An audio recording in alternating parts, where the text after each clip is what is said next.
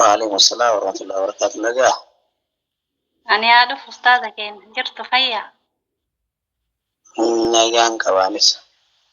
يصير النجاح ودني فيه. بقى جرات الحمد لله جرنا تسجل ربي. إيه مركز أنا قلت إن عمان تجرا. واني تيجمعت أشي. الحمد لله. جامك أنا جيس أيها سلطة.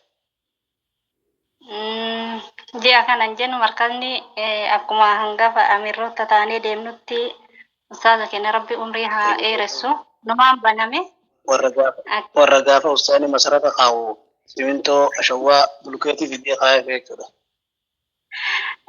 akasi ustaza kene wallah alhamdulillah galani rabbi hago guyi mata kala madi ko si shabakan nadarare gasuna dura ture sambodan nufianille akkasuma ustaza kena kara whatsapp tin qur'ani rumatti qara'a ture garana nu debisani alhamdulillah galani rabbi hago wallahi nama gu jala lawai tin kawame nama ni mo korama sani shabaka na simo koren sasi jala qur'ana tin kawame. Akkasi bakka khairii tana beekaa kaayyoo abbaan tattaafatee ofirraa hin tuubatin shayxaanillee iddoo namaa seenee waan arginamu wasaawwasee bakka khairii tanaaf nama ari'uuf ta'a. Garuu ashannafadhe ta dhuftullee nama ka hayya kan fara jira kamara kaza kesan jirre ka akkuma dhufe sirra bilbilee shaaqalu qaraati raakaatiin qaraani faasaa isu jira sanuun dammoo dandeessee teessee qaroo jirta. Sun immoo harka kiyya jirti ka. Markaza kanarraa bu'aa baay'ee dhufte jechuudha.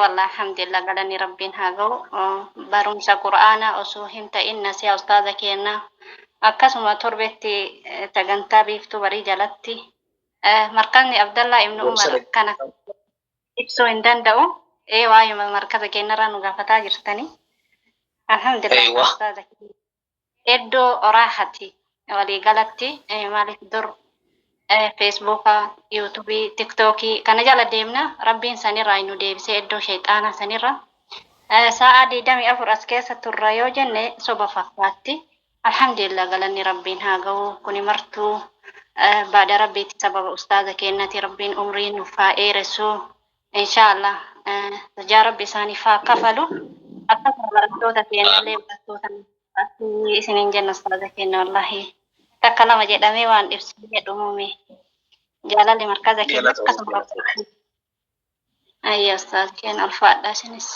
galatooma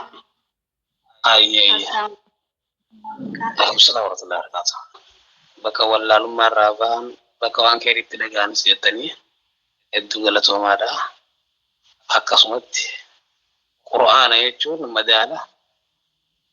madaala sammuu ta'e ittiin madaaltu maal ta'uudha ittiin madaalta jaaladha moo hin jaaladhu quraanaan madaalta madaala biraatiin